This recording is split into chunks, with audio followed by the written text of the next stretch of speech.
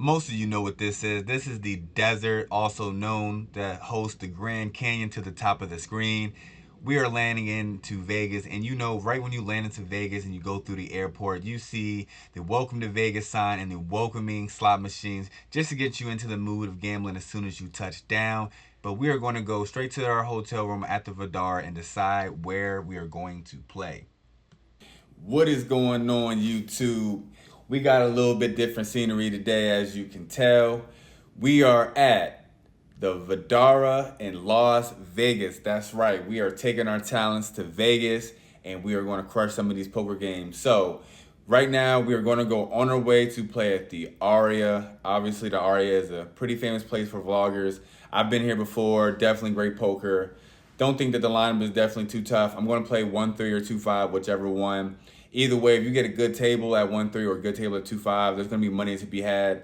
So, not going to bore you too much about what's going on. Let's just jump right to the felt and see if we can get some of this money back.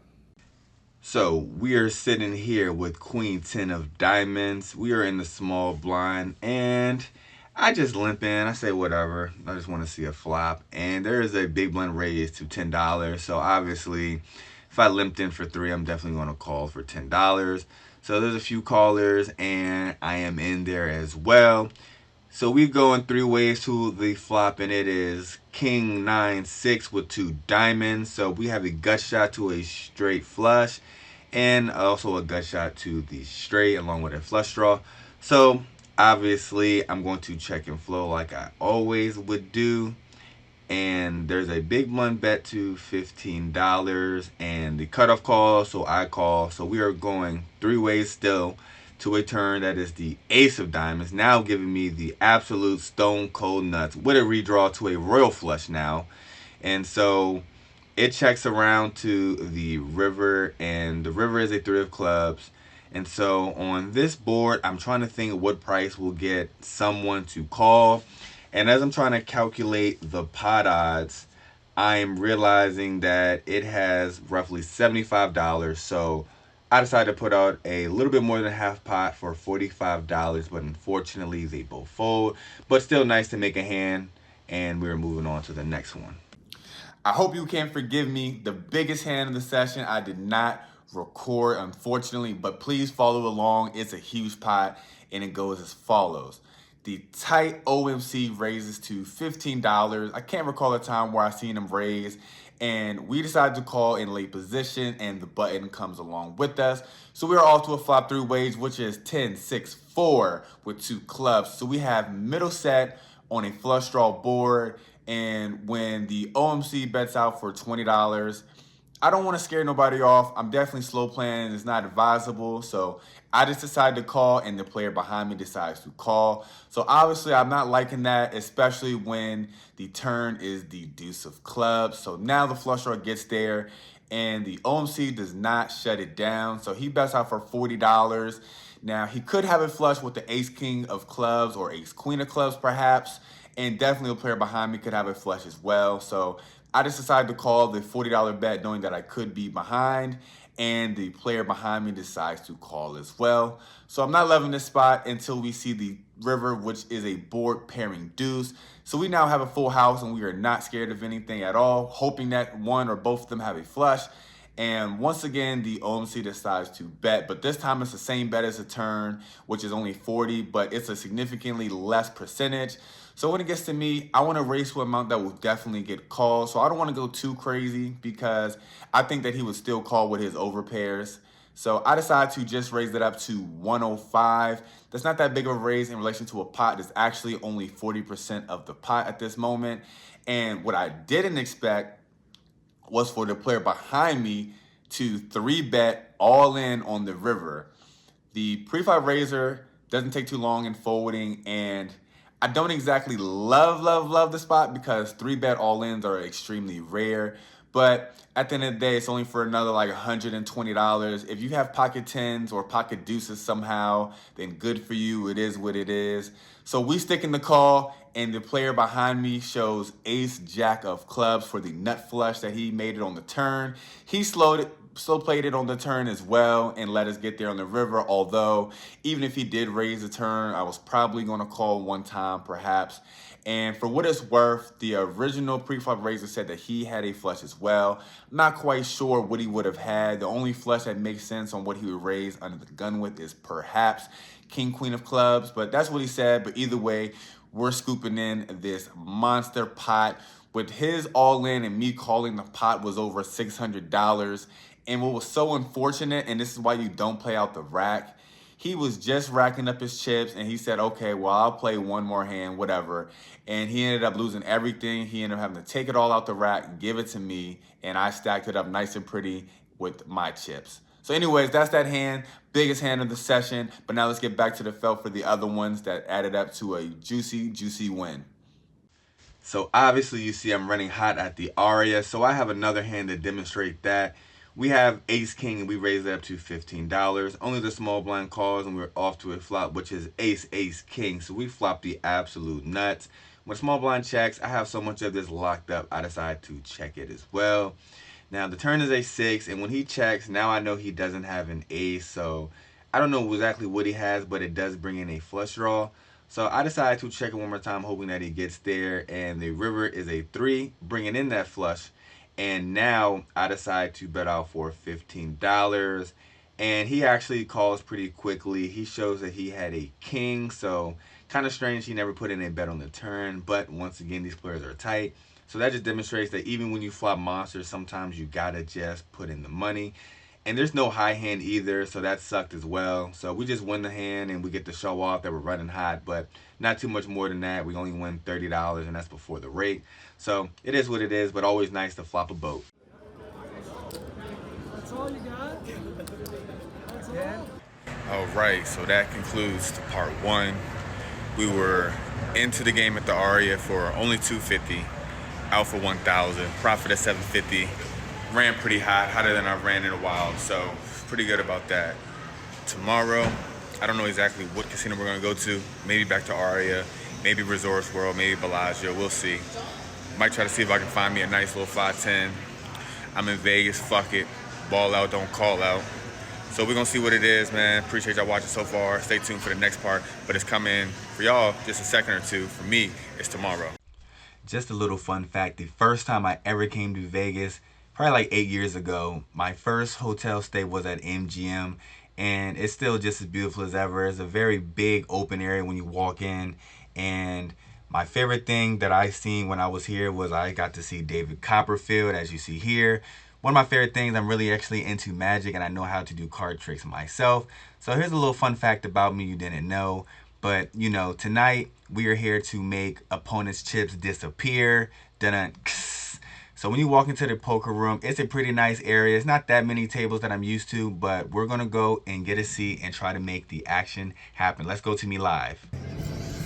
So here we are. We are about to play poker at MGM. I've played here before. The only problem with this is they only have a 1-2 at the current moment.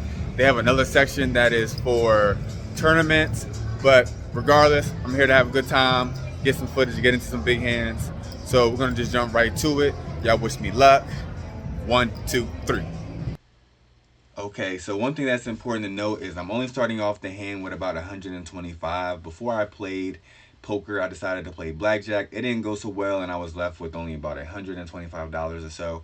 So I decided to take this to the 1-2 game and see if I can run it up. So this is what we started off with, but we raised to $10 under the gun and only the limper calls. So we're going off to the flop, which is 5-8 deuce with 2 spades. On this board, I have 2 overcards along with backdoor spade draw. So I decide to just continue bet for $10 and he calls. Now the turn is a spades, now upgrading us to an official flush draw, king high at that. And he does something strange and he decides to leave for just 20. I don't think he has a flush because I think that if he had a flush, he would try to check raise perhaps. So when he bets out for 20, I'm putting him on maybe like a hand like maybe Jack 10 or something along the lines of that. Something that floated the flop, got there on the turn because I see that it's really small. So he's going to continue with almost anything that he likes. So he could have anything here, but I decided to jam it all in for $96, and this gets him to ponder for quite a long time. I'm going to speed it up, but he was probably taking for over a minute. And I actually kind of want the fold, but I'm not going to be upset if he calls. And calling is a decision that he does decide on. And the price is $96, so I guess he thinks that I could be bluffing here. And we are off to a river, which is the seven of spades. And the moment that spade hits, he says, "Oh, the spades." And I show the ace king with the king of spades, and we are good. And he says that he knows I didn't have anything. And I'm like, well, I got it all now. So I'm happy to get there. He had ace jack, so he was a lot stronger than I thought he was. So my ace outs weren't good, but luckily my flush draw outs were. So we scoop in a good pot, we double up, and now we got a working stack of about 250. So now we can make some plays in the later hands. Let's see what we can do. So in the very next hand, we are dealt ace 10 of spades, and the cutoff raises to $10. I'm in the big blind, and I definitely could decide to 3-bet here. However, I am just going to call today, and we're off to a flop, which is deuce 3-7 with 2 spades. So we have a backdoor straight draw along with a front door flush draw and 2 overcards. So it checks around. The turn is the ace of hearts. So now I bet out for $15. And when I bet out for $15 on this ace board and the original raiser decides to call, now I'm thinking that he definitely has an ace because pocket kings or pocket queens would have bet on the flop. So with that being said, I decide to tread carefully, and we are off to a river, which is a queen. Now, I could bet here, but seeing as that he has an ace and is the pre-flop raiser, he could have all of the stronger aces here. So I just decided to check back. But one thing I didn't consider was that he raised from the cutoff. So even if he has an ace, he could have some weaker ace that I could get value from. And that is the case here as he has a 6. So more than likely, almost 100%, if I would have bet, he would have called. However, I don't, and we just go off to the river and we win. But we could have probably squeaked out a $30 bet and gotten called. What do you think? Let me know in the comments. Should I win for thin value or not? But we're moving on to the next one. So this is a quick hand here. There's a late open to 10, a button call. And when it gets to me with ace jack of diamonds, a lot of people would just call with this hand in the big blind and just complete with a pretty hand like this, because it is 40% of a royal flush. But I decided to just put in a 3-bet here. The player that opened, I've seen him raise pretty light. So now at this point, I'm feeling comfortable to raise him lighter than I normally would. You don't always have 3-bet with your aces and kings. You got to throw in some of the more speculative hands as well. And they both end up folding, and I scoop in over $20 without seeing a flop. So that's a great result. Helps your win rate. Just make sure you're throwing in some 3-bets into your game. Don't only do it when you got the super premiums. But anyways, we're moving on to the next hand. So in this hand, I'm not quite sure if I played it right, but I'm pretty sure you will tell me. So we have ace 8 of hearts, and we decided to raise it up to $10. And next to act, button and small blind decide to call. So we are going 4 ways to the flop, and it is ace 8-6 with 2 spades. So I'm in the early position, and I would normally check out of position. So this is what I do here. Definitely plan on going for the check raise because somebody else could have an ace or a flush draw and might bet. So when I check, I'm looking for a bet to raise, but no, it checks all the way through. Now the turn is the king of diamond, bringing in a second draw. So I bet out for $20, and I definitely think I could be betting a lot more because if somebody has a flush draw or an ace, they would call close to a pot-sized bet. But unfortunately, I only bet half pot, and the next act player calls and the other ones fold. So now we're off to a river, which is a clean 4 of clubs. Obviously, 7-5 does get there, but we'll know soon if he has that. I bet out for $50, and he doesn't think about it for too long, and he folds. So he probably had a flush draw. Should have bet a little bit more, but y'all can tell me what you think about that hand. So this hand here, I believe, is the most interesting one. We have pocket queens, and we raise to $10 under the gun. Next to act calls, and the middle position player raises it up to $30. So I know this is a very, very strong hand. I'm pretty sure he has aces or kings because I have queens. So all of the other big pairs are accounted for. I don't even think that he would re-raise with jacks. So with all that being said, that price is so good, only raising it up to $30. So I decide to call, knowing that the next act player is going to call. So we're going 3 ways to a flop, which is ace jack 6 with 2 hearts. So now I'm pretty sure that I'm dead because in the case that he did have ace king, I am screwed. So I decide to check. It checks to the original raiser, and he decides to check as well. So we are off to the turn, which is the 10 of hearts, bringing in a flush draw. I do check, and I do have the queen of hearts. So I actually now have been upgraded to a gut shot along with a flush draw. And so now I decide to bet $50. And I know that I'm bluffing because there's a good chance that he specifically has pocket kings. Because if he had ace king, he would have bet on a wet board. And if he had pocket aces with a flush draw being on the board, I think he would bet as well. So I am literally just trying to get somebody to fold pocket kings. And he thinks about it for quite a while. And then he finally decides to fold. And he does fold the pocket kings face up. So my bluff did get through. Do you think that this was a bad bluff, or do you like the bluff? Because I literally was only targeting one hand, pocket kings, and more specifically, pocket kings without a heart, because if he had pocket kings with a heart, he definitely would call here. But if the river was a heart, then I'm just going to lose a bunch of money. But if the river was not a heart, I was just going to blast off all in and put his pocket kings to the test. Do you like my line, or do you think that maybe it was a little bit spewy to try to get somebody to fold a hand this strong? You fold the face up?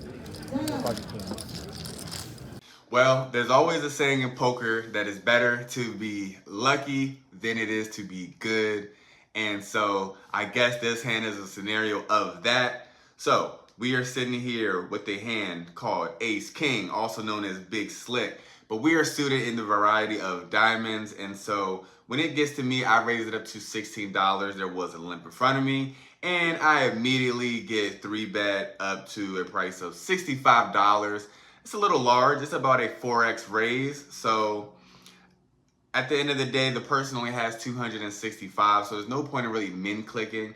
So when it gets to me, I'm just going to go all in. The only hand I'm really worried about him having is pocket aces. Because even against pocket kings, I'm still going to have about a 31% chance to win. Somewhere in that ballpark. So I decided to put him all in, and he snap calls, and he does unfortunately have 2 black aces. So we see a flop. There's not a diamond in sight, jack high. So at this point, I'm already buying in for more chips, and I don't even see it. I'm just buying in for chips, and then I see that the turn was a queen, and I actually thought that I was drawing dead, to be honest. And so when I seen the money getting pushed my way, I looked at the screen, and I said, what just happened? The river is a 10. So we literally went perfect on the turn and river to hit a straight and cooler pocket aces. It was a tough pot for this person. I know it sucks, but every once in a while, it is what it is. So, hey, I'd rather be lucky than good any day of the week. But that's it. If you want to get in on the app, just let me know. Maybe you'll be the luck box that I was. Just let me know. Information in the description. But let's get back to the Vegas hands.